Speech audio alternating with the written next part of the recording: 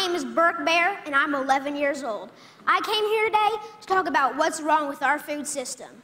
First of all, I would like to say that I'm really amazed at how easily kids are led to believe all the marketing and advertising on TV, at public schools, and pretty much everywhere else you look.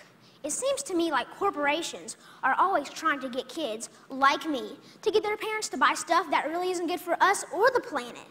Little kids especially are attracted by colorful packaging and plastic toys. I must admit, I used to be one of them. I also used to think that all of our food came from these happy little farms where pigs rolled in mud and cows grazed on grass all day. What I discovered was this is not true. I began to look into this stuff on the internet, in books, and in documentary films, in my travels with my family. I discovered the dark side of the industrialized food system. First, there's genetically engineered seeds and organisms. That is when a seed is manipulated in a laboratory to do something not intended by nature, like taking the DNA of a fish and putting it into the DNA of a tomato. Yuck. Don't get me wrong.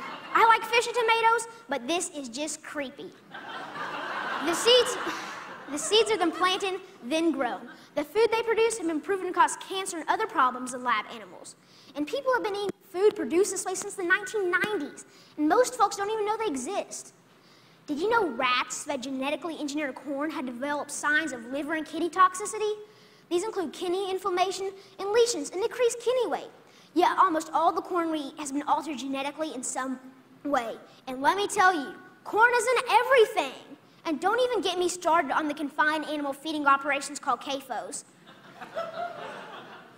Conventional farmers use chemical fertilizers made from fossil fuels that they mix with the dirt to make plants grow. They do this because they've stripped the soil from all nutrients from growing the same crop over and over again. Next, more harmful chemicals are sprayed on fruits and vegetables, like pesticides and herbicides, to kill weeds and bugs. When it rains, these chemicals seep into the ground or run off into our waterways, poisoning our water too.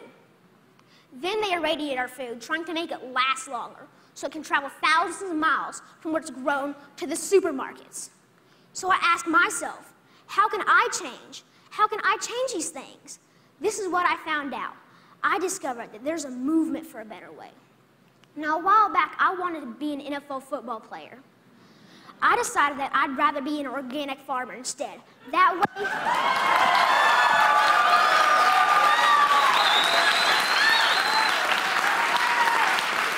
thank you. And that way, I can have a greater impact on the world. I learned about this guy named Joel Salatin. They call him a lunatic farmer because he grows against the system. Since I'm homeschooled, I went to go hear him speak one day.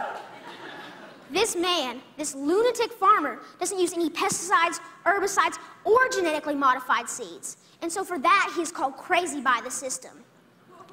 I want you to know that we can all make a difference by making different choices, by buying our food directly from local farmers or neighbors who we know in real life. Some people say organic or local food is more expensive, but is it really? With all these things I've been learning about the food system, it seems to me that we can either pay the farmer or we can pay the hospital. I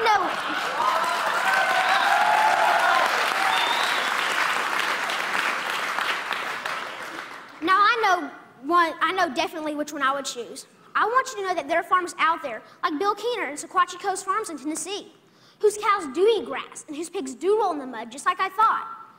Sometimes I go to Bill's farm and volunteer so I can see up close and personal where the meat I eat comes from. I want you to know that I believe kids will eat fresh vegetables and good food if they know more about it and where it really comes from. I want you to know that there are farmers markets in every community popping up. I want you to know that me and my brother and sister actually like eating baked kale chips. I try to share this everywhere I go. Not too long ago, my uncle said that he offered my 6-year-old cousin cereal. He asked if he wanted organic toasted O's or the sugar-coated flakes. You know, the one with the big striped cartoon character on the front.